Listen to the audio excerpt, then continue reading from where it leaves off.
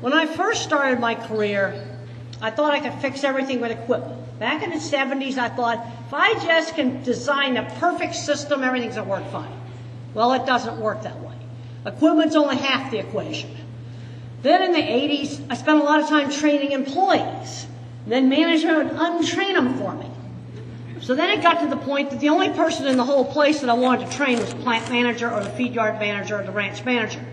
Because if I don't get management buy-in, then nothing happens. And the only thing that kept me going all these years is that there were some people that really did do a good job.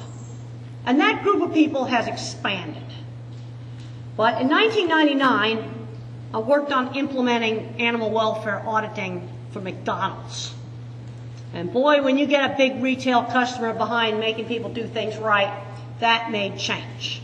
As far as animal handling and slaughter plants goes, and I'm not going to call them harvest facilities, that's BS. They're slaughter plants.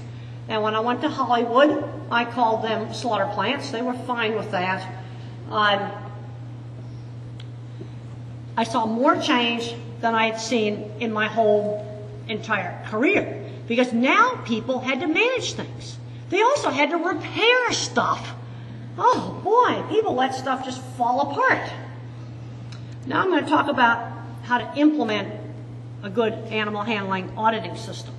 Now the thing is, you manage what you measure. Because one of the problems I'd have is I'd go out to a slaughter plant or a feed yard and I'd work with them on their handling. And I'd get their handling absolutely wonderful. Hardly using an electric prod at all. And then I'd come back a year later and they were screaming and yelling and all this bad stuff. And the thing that was bad is they didn't realize how badly their handling had regressed. That's what I call bad becoming normal. I mean, how come there's a dairy industry tolerating, 25% lameness rate in lactating cows? Well, that's bad becoming normal. It kind of happens slowly. You don't realize that it's happening. And one of the best ways to maintain, good handling quality is to measure things. Okay, we got to start out with things like the body condition score, HACCP scores, these kind of things like that, because there's certain key things that no matter how good you did on some of the other things, you need to fail an audit. You got too many body score 1 cows, you need to fail an audit, period. There's certain really core criteria. Yesterday in the animal welfare judging, there was a scenario in there about pig farm. The one was an extensive free-range pig farm, really nice. Other one, conventional pig farm with sow stalls. Obviously, most people would go with the extensive one. But there was one red flag in that scenario. Their ammonia levels in the extensive one ranged from like 5 parts per million to 35 parts per million. Well, 35 parts per million is like totally atrocious. Now, if it had that condition for 3 or 4 months out of the year, the heck are they a lot better off on the other one. I mean, that is a critical control point. I mean, if you had 2 days that high, that's one thing. But 3 months that high, that's like, like gag it and your eyes are going to totally fall out. You got to keep measuring. Because I have found that only about 20% of stock people are to stay good. There's certain people that are just really, really, really good at animal handling. And there's also some people that shouldn't be working with animals. Not nice, but that's the way it is.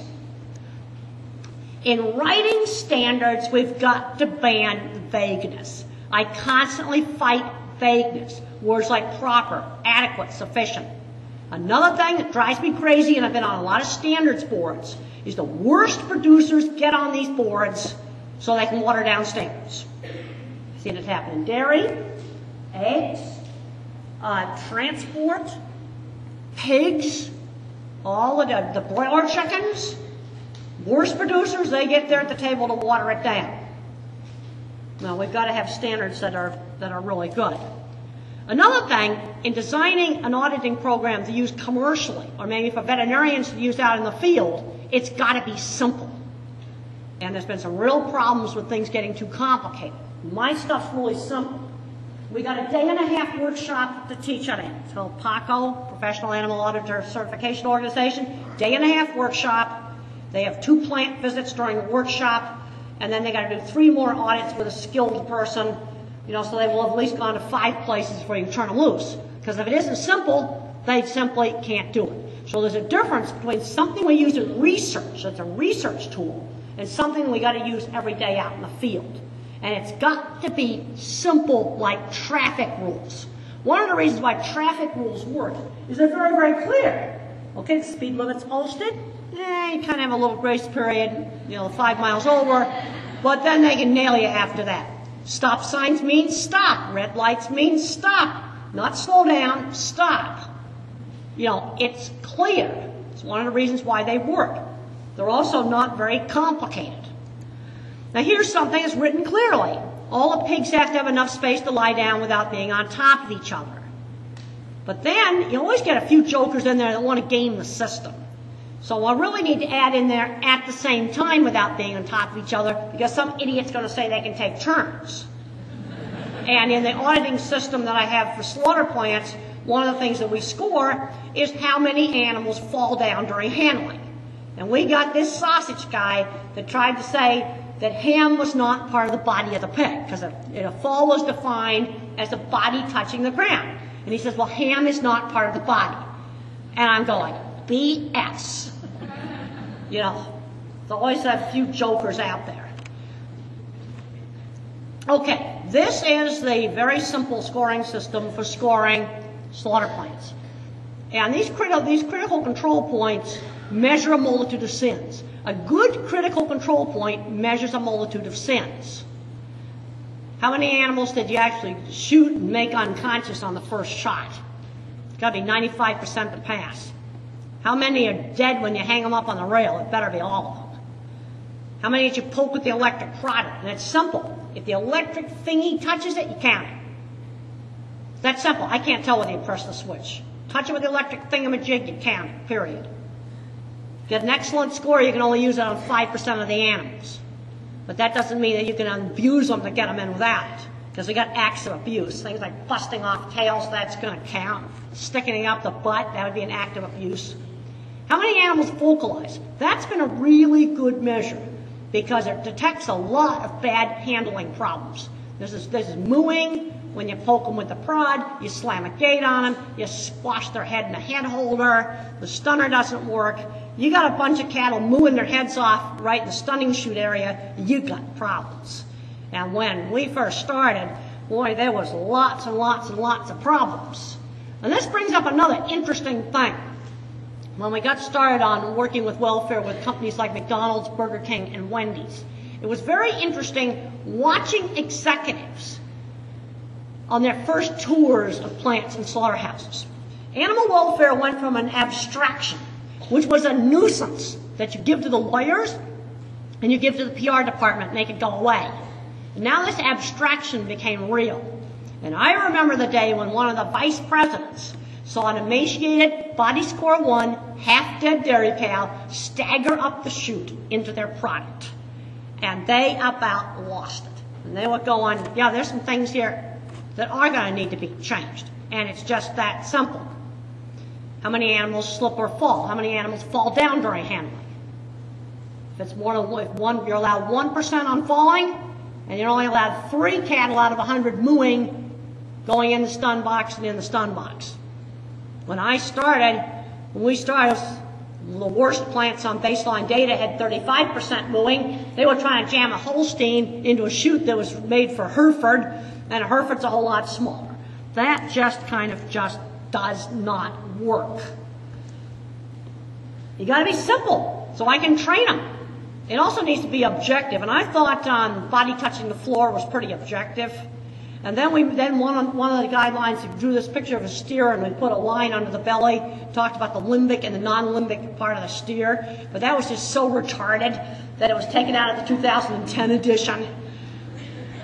But you got to have things that are simple. Things to use out in the field for a veterinarian to use in the field, for a commercial auditing company to use, or for a customer, or veterinarian, or farmer to use. It's got to be simple.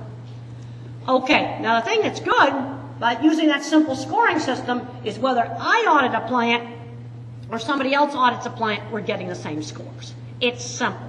And it's all per animal. Did you touch it with the electric thingy? Yes or no? Was that cow poked with the electric prod? Yes or no? Did it fall? Yes or no? Did it moo during handling? Yes or no? Real simple.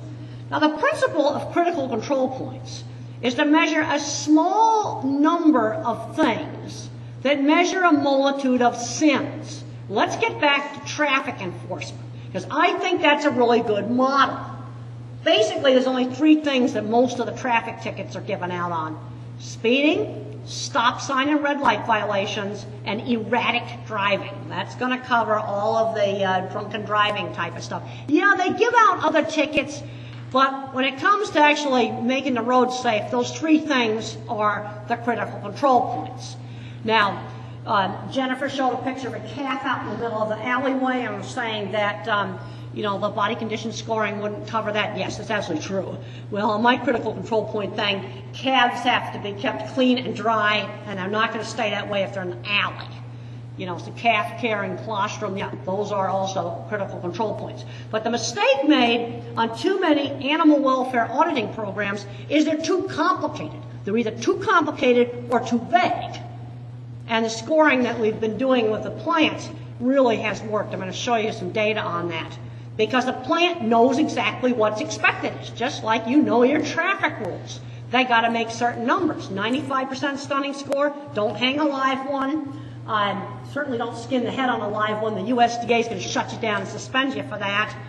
3% vocalization, 25% prodding, and 1% falls, and no acts of abuse. There are some acts of abuse, and it's written that it's not limited to just those acts of abuse. Things like dragging downers, poking sensitive parts of the animal, slamming gates on purpose on animals, running animals over the top of other animals. Obviously, we couldn't list every perversion that people do, but it's not limited to that list. Okay, it's kind of the HACCP principle. The other thing is, this is not a paperwork audit. There's a trend to turn everything into a paperwork audit. Now, when I was out designing equipment all the time and supervising the installation of my equipment, boy, there was all kinds of fake paperwork. Oh yeah, more fake paperwork you can shake a stick at. And then now 2 of the companies, Cargill and JBS Swift, have put in video auditing, doing the scoring system. And Mike Siemens has given talks at several meetings. He showed a bunch of graphs and things, and one of the things that he showed was that when the back was turned, prods came out, and they also caught some falsified internal audits, where people had sat in the office and they make up these scores that are like so good, they just couldn't possibly have such good scores. I want to look at the animals. Okay, if you do body condition score and lameness, I'd go out to the calf barn and calf hutches, and I want to see if the calves are clean, they're not laying around in muck. Then that's the stuff that's important. Things I can look at, directly observable, and also not vague. Okay, in 1996, I collected baseline data for the USDA, and only 30% of the plants could shoot 95% of the cattle on the first shot. And you know why they couldn't do it? Because the equipment was broken. They simply didn't maintain the equipment. It was broken equipment. It wasn't a design issue. It was busted stuff issue. And then in 1999, that went right up to 90%. Now it's running right around 100%. I got 2010 data, that was 100%. Now what we found happened when the video cameras were put in, and nobody knew they were turned on yet, stunning score didn't change. That was so dependent on maintenance and equipment. It was the handling. People's backs were turned, prods would come out. I also found that there were some people that just had to be removed from the cattle handling area because they liked to work them over too much with the electric prodder. Now I often get asked, should you just ban electric prods? I've seen some real abuse. People trying to get a 100% no prod score. Nope, there's a time to pick it up and use it. And the one place you need it, entrance to the stun box or restrainer, entrance to the squeeze. Rest of the place I can get rid of it. Okay, now the thing that was good in all these plants, and there were 75 of these plants, only 3 had to build expensive stuff. Everybody else we fixed with simple things, like stunner maintenance, non-slip flooring. Just about every single beef stun box, rods had to be welded to the floor. Lots of rubber mats put on loading docks. We had to add solid sides so that cattle wouldn't see people walking by. They wouldn't see conveyors. They wouldn't see equipment. And then adding lights. I'd tape a light to the entrance of a chute. Put a piece of cardboard up so they wouldn't see the meat hooks going by. It's amazing. I was amazed at the number of plants I could get in compliance with these simple things. Big sheets of cardboard, duct tape, zip ties, and a portable light on a cord. Amazing. But I could do with those things. And then you got to train the people to move smaller groups. Well, we did have 3 plants, hopelessly overloaded equipment, where they did have to build a new front end.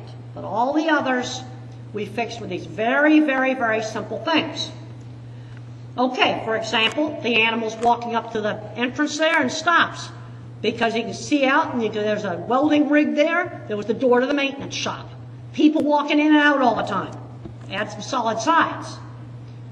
Big difference. But notice that the little gate there's see-through.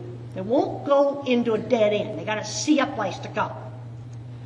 There's a piece of cardboard that I put up so that the animals wouldn't see, again, motion outside the chute. You got to get all the little holes blocked up. That's a Jarvis pneumatic stun gun. You can see that on YouTube. There's a nice little video from the equipment company. It's kind of silly, some of the things it says. And it says, and it only weighs 35 pounds. Well, it's on a balancer. You know, they better be on a balancer. The guy had a hard time picking up 35 pounds all day. There's an example of a light I put on a restrainer entrance, permanently installed. But what frustrates me is people let the light break, and then they don't replace it. And then they mess up the entrance ramp on the restrainer. Now, people here that have seen the movie, which incidentally you can get off of the Amazon.com website, keyword Temple Grandin, and the movie shows the non-slip ramp going into the dip vat. And the principle of the restrainer entrance is exactly the same design. And I've got people taking the cleats off the ramp, cutting off the ramps, rather than putting the light back on. They just don't get it. Just like in the movie, they put that metal plate in there and it totally messed it up. They're making the same mistake 35 years later. It drives me crazy. Still doing things like that.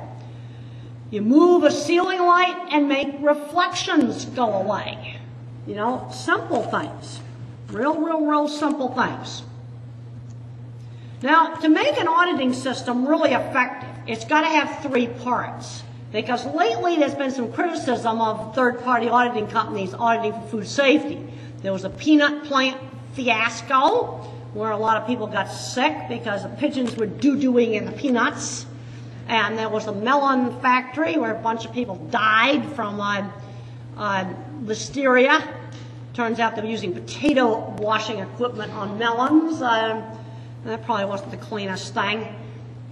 So you got to have 3 different checks and balances. So if you have a system that says you're doing something, I don't care what it is, you got to make sure you're doing it. And there have been some shocking mess-ups on supply chain management. Let me tell you the worst thing that happened in human medicine. If you're a supply chain management person, this would be your worst nightmare. You know, heparin, the blood thinner. Now, I always assumed that the Baxter company got the heparin from pig guts in USDA-inspected slaughter plants. That's not where they were getting it.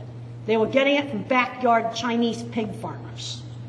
I go, are you kidding? And then finally, when the FDA went to inspect it, the plant had been bulldozed, the place where they bring all this stuff in. That a company that, you know, supposedly prestigious would have that kind of a mess of supply chain management. We've got to make sure we're doing what we say that we're doing. So you need to be doing internal audits, and that's something that on a dairy, for example, the veterinarian would do. And I often get asked, can the veterinarian audit the dairies, you know, for a supermarket or for a customer? No. That's conflict of interest. And also, if you really enforced it, you're going to just get fired. No. The veterinarian, dairy's own veterinarian, is going to do the internal be involved with the internal self-auditing system. Then you need to have some audits done by these third-party auditing companies. And one problem I've been seeing now is some of these are getting stretched too thin. They're not getting the training right.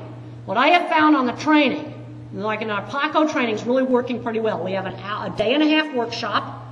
They start out with an all-morning lecture. Then in the afternoon, we go to the pork plant so that people can not have to smell like pigs when they go on the plane the next day. Cattle smell better on a plane than pigs do. So you do the pork the first day in the afternoon. And then everybody gets together, has dinner. Then in the morning, the next morning, we do the beef plant. So and we do some wrap-up stuff. So they get to go to 2 places.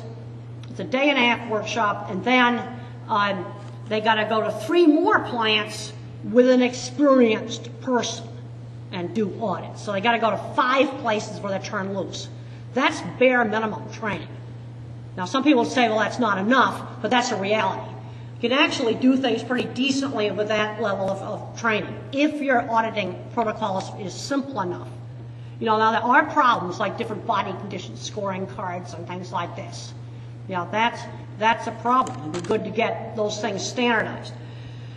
And then you have your independent auditing company. But the peanut factory, remember, and the melon plant, they were both audited by third-party audits, and they got good grades. So, customer, you better have what I call corporate audits.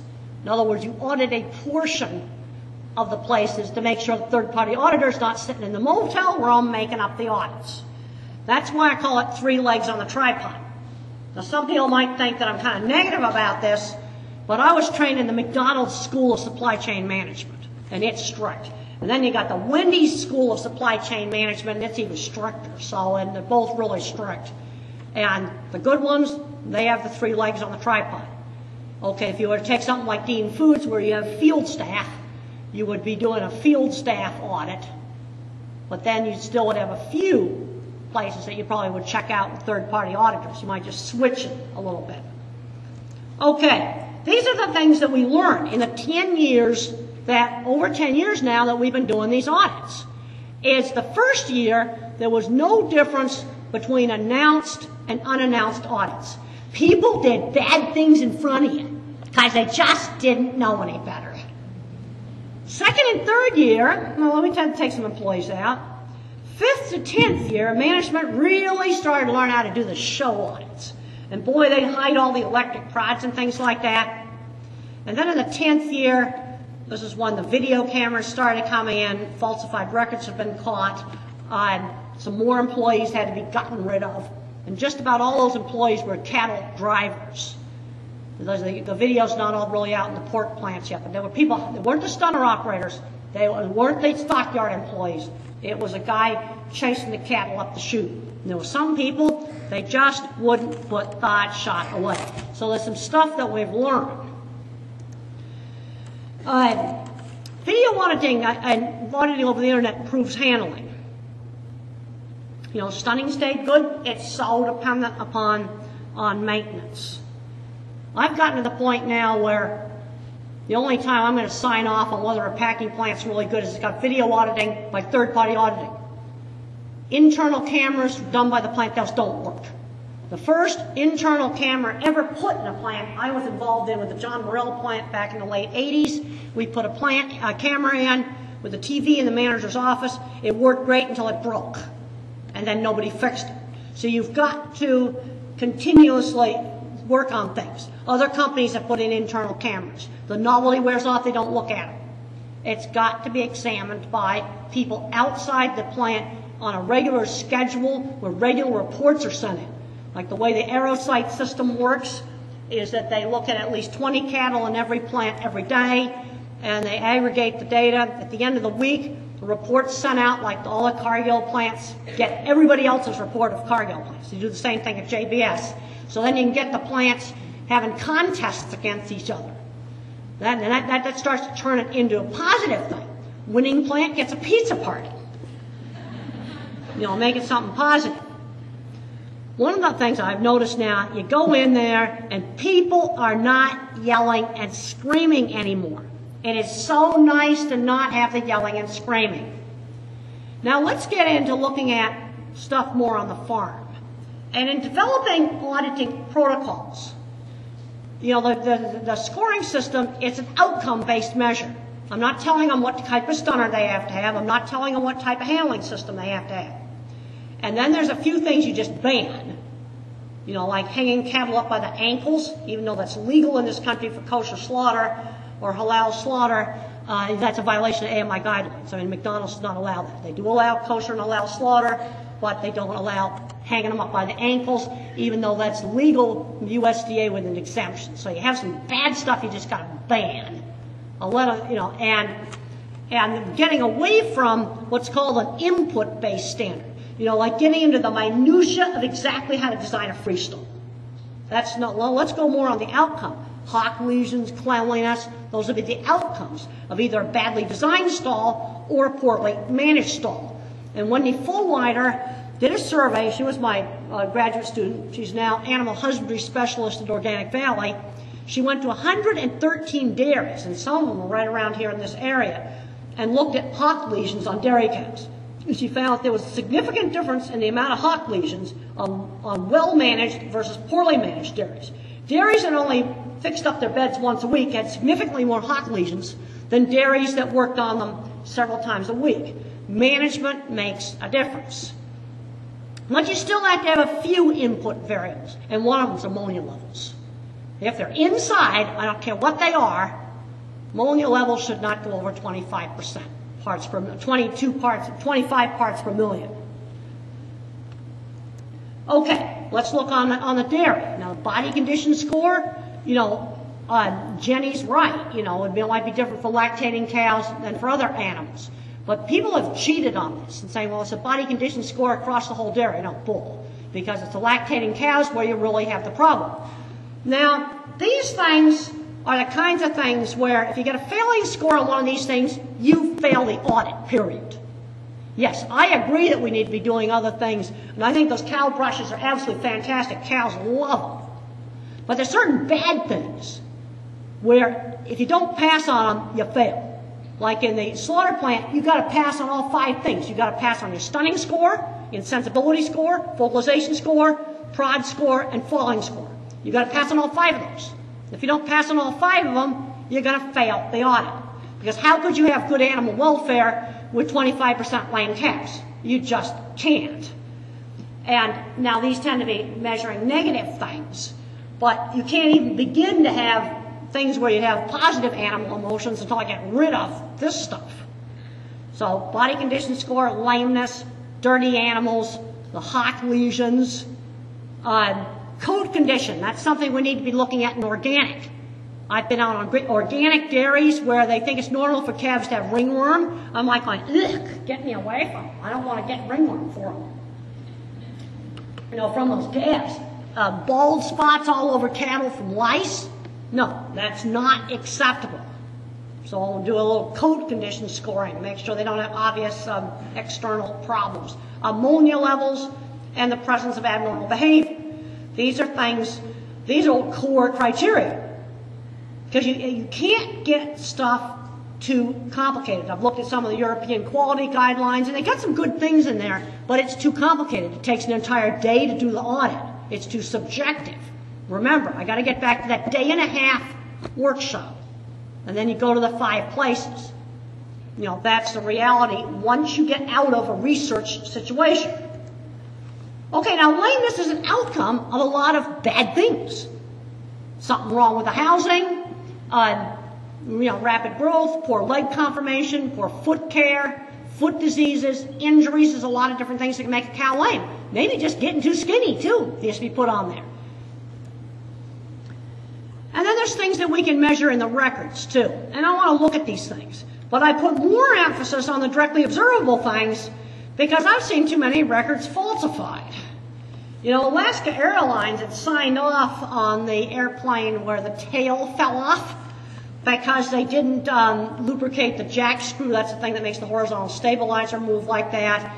And they got the jack screw out of the water and it had metal shreds coming off like this.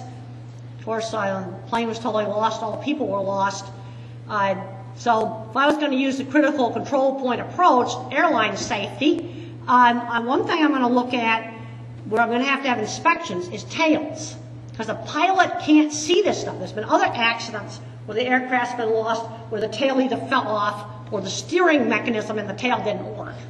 It's all really flight critical stuff, and it's all inside the tail where the pilots cannot see it when they walk around. Landing gear, the pilots are gonna, they'll check that out for me because that's all visible. That's, so if they want a really big critical control point, you need to be doing some random inspection of tails, and you're gonna have to take it in the hangar, and you gotta take all the covers off to find the stuff.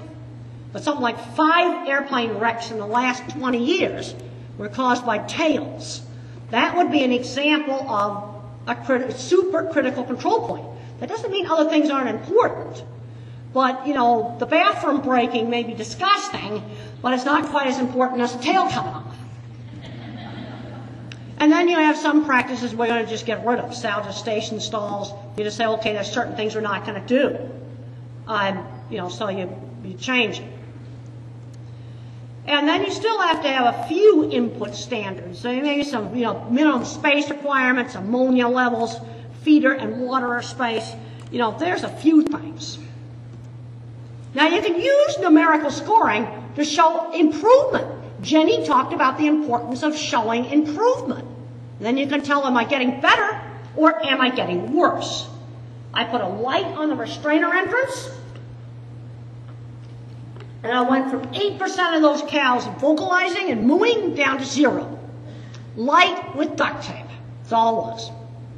I went into another place, I reduced pressure on a neck restrainer, and I went from 23% of the animals mooing down to 0. I just turned the valve.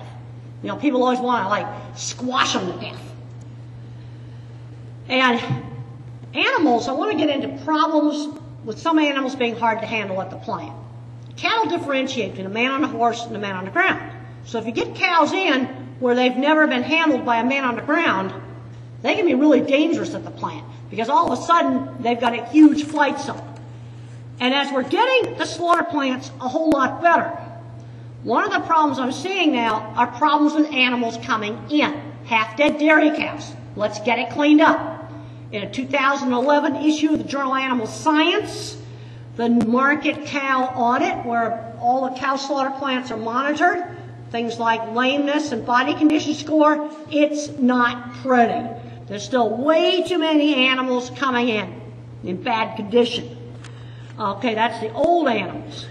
Another problem area that I'm seeing is beta agonists. Things like pigs fed ractopamine, paline, beef cattle that have been fed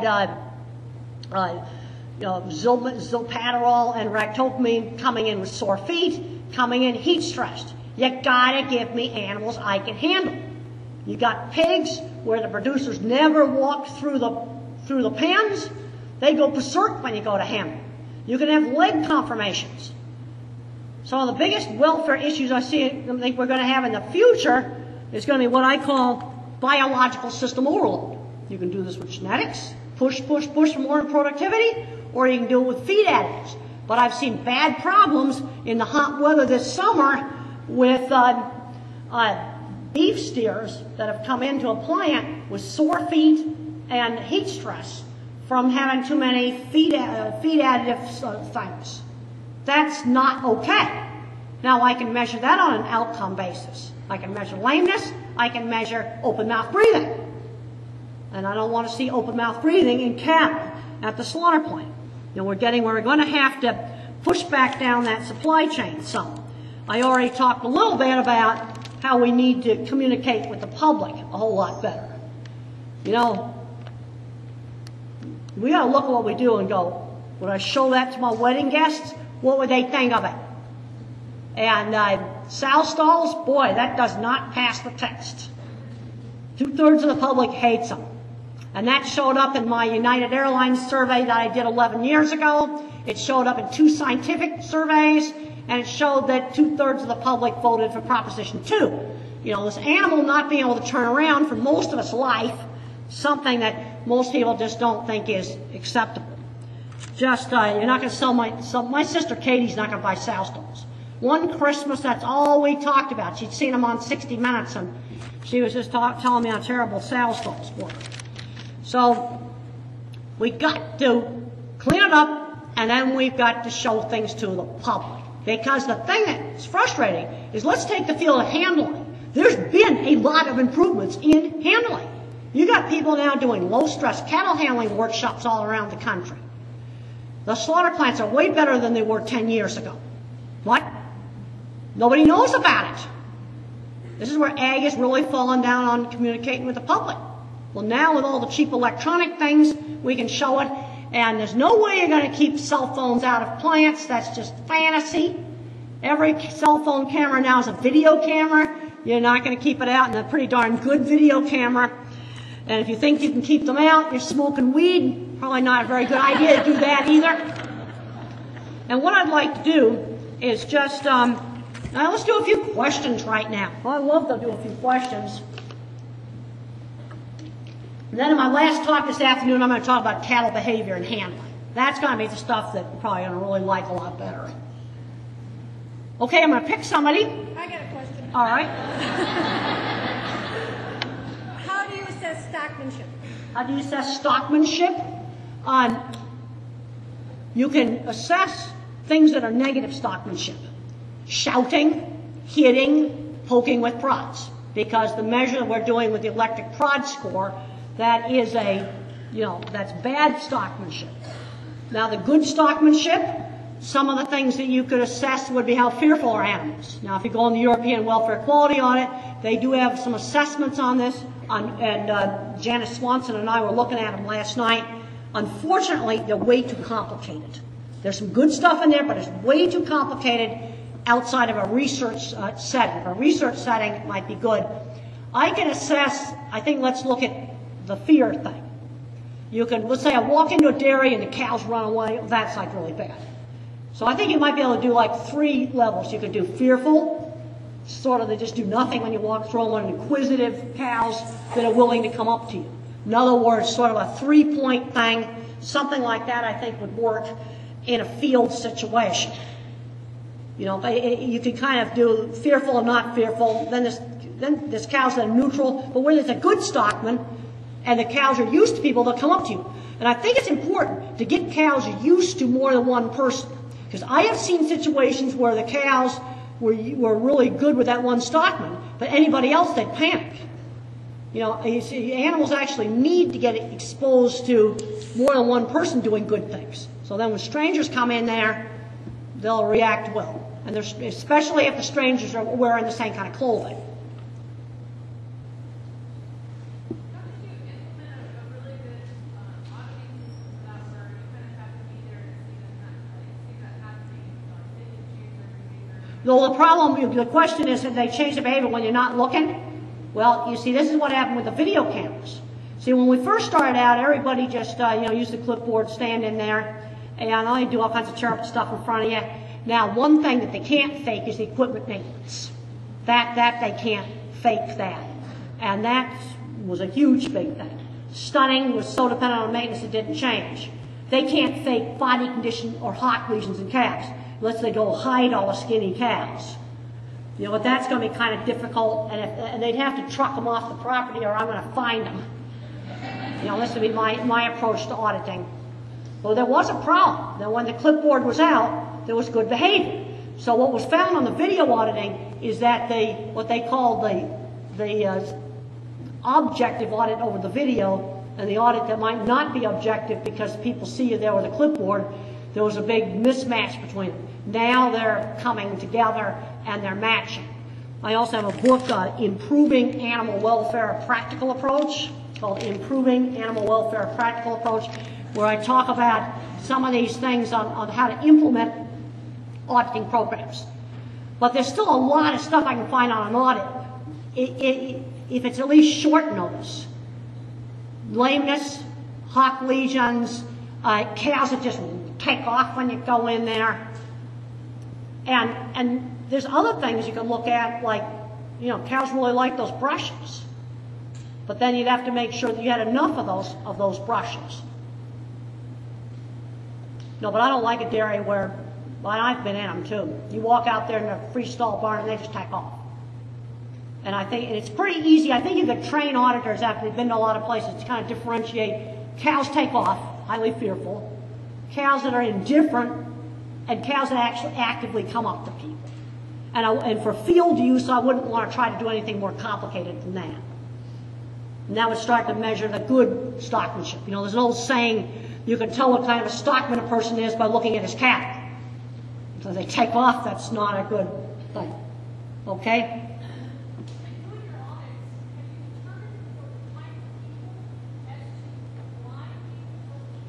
Why some people are better stockmen?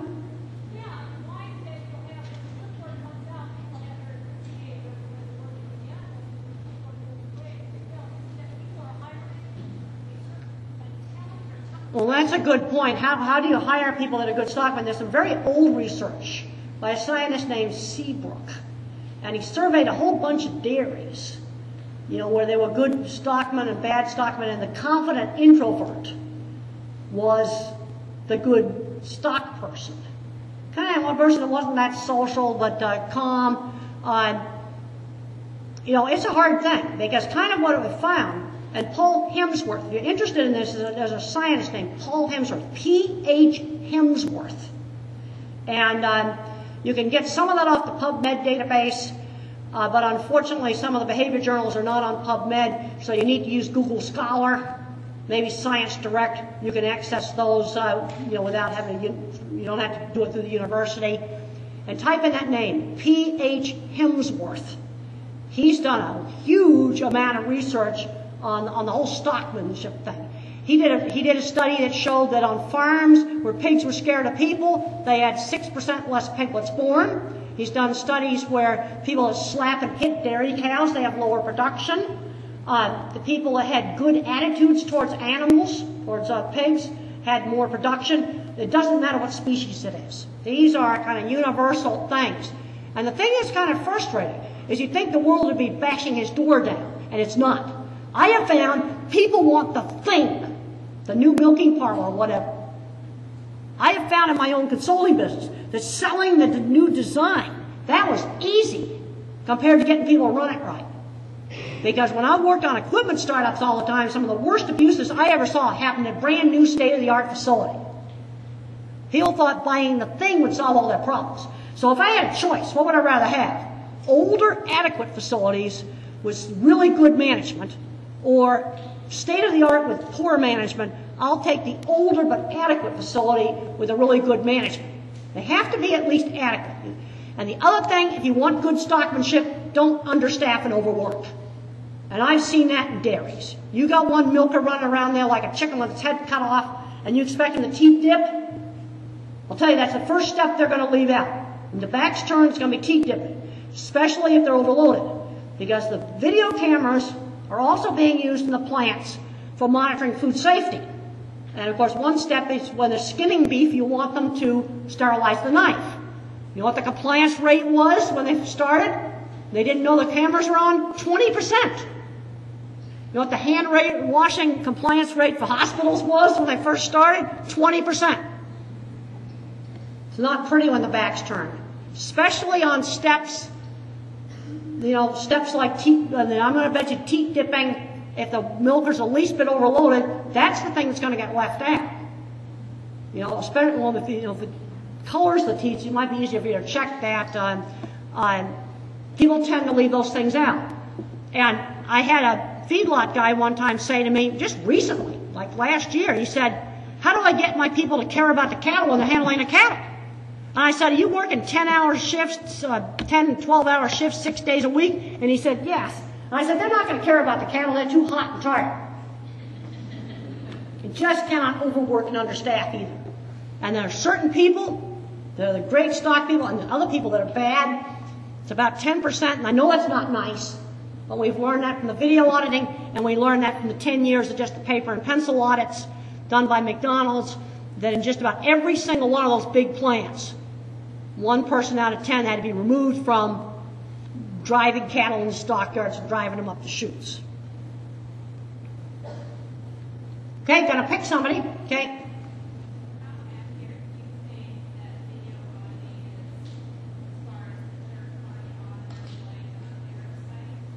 Third-party audit, things like Aerosite, how accurate I think that is. Now, like anything, you've got to make sure that the video auditor's watching the computer and not sitting there making it up. That's why, remember, there's always 3 legs on a tripod. always. You still have your internal audits that you do. You've got a video monitor in your office, in all those AeroSite systems. There's video monitor in Huntsville, Alabama. There's also a video monitor in your office that your QC person better be looking at. And you can, and those better be matching. Now, when it first went in, there were a few QC people that kind of faked up good, and they got caught by the auditor in Huntsville. But it can work the other way, where the QC person is seeing a lot of bad things, and Huntsville's sitting there writing down audits. That's why there's always 3 legs. And the plant manager better check up and make sure the QC person's doing their job. There's always 3 legs on a supply chain management thing. Always.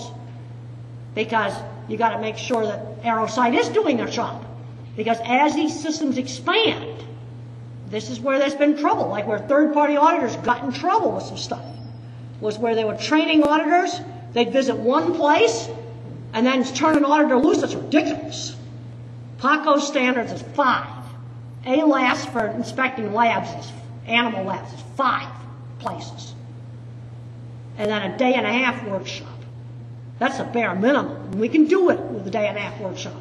But you can't do it with less than that. I can't hear you.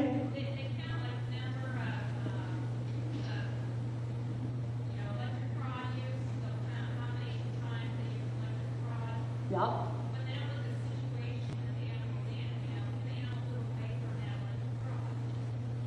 Well, they count the electric prods, but you see, it can't do everything. Now, also, I have been to Huntsville, and I have looked at the TVs, and I visited all 23 plants that were in the system. There's 23 plants in North America on that system. I looked at every single camera in every single system just this year. And some of the cameras aren't positioned well. Where people, I know in a couple of them, they were prodding a cow outside the camera field, and then other people position their cameras better, where I can see the door to the entrance of the stun box or the restrainer entrance, and then I can see 3 cattle. And then I know they're not goosing one off the screen. And I'm not going to say which ones were positioned badly, but there were a couple of plants where they made the camera really tight. But this is where, and the plant did that. AeroSite didn't do that. Plant did that. Because some of these, AeroSite was involved in putting the cameras, and others, the plant did it. But when you go to 23 plants, and there's like 5 cameras in every plant, and I looked at every one of them, it's obvious that some of them, the field of view was way too tight. And again, this is why, you're one of the legs on the tripod. Because you're a USDA inspector. This is why you can't put all the eggs in one basket. Different people have got to be looking at things. We also have to be clear, because like in your guidelines, your new directive that came out is a big, big, big improvement. But it's still, you have really good stuff on the not skinning and cutting up live animals. That stuff's really clear, really fantastic. But you still have minimize electric prod use. I don't know what that means. And excessive agitation and excitement. And I don't know what that means. And I've trained hundreds of auditors and inspectors. And the only way I could do excessive agitation and excitement, let's say I had to make a video for that, I'd photograph animals with a video, and then an expert panel would have to get together and determine what was excessive agitation and excitement. Say, okay, now these over here are excessive agitation and excitement, these over here are okay. That's the only way I would know to train your inspection staff. Because otherwise, that doesn't, I'd have to define it with moving pictures. Since it's not defined verbally, it's kind of difficult to define verbally. It's what? Well, that's right. Oh boy, I can, 10 years ago, like before 1999, it was awful. Awful. When I worked in construction in the 80s, in the early 90s, and we were putting in the center track restrainer systems, the things that people did in those systems, they would tear up equipment and wreck it, drag cattle up the ramp, poke out their eyes. broken, you know, you'd have 4 busted stun guns and they're machine gunning the cattle with them. Night shift at some of these places, it was beyond bad. And I certainly want to talk to you more, you know, during some of the breaks. And it's been really good to talk to everybody today. Thank you very much.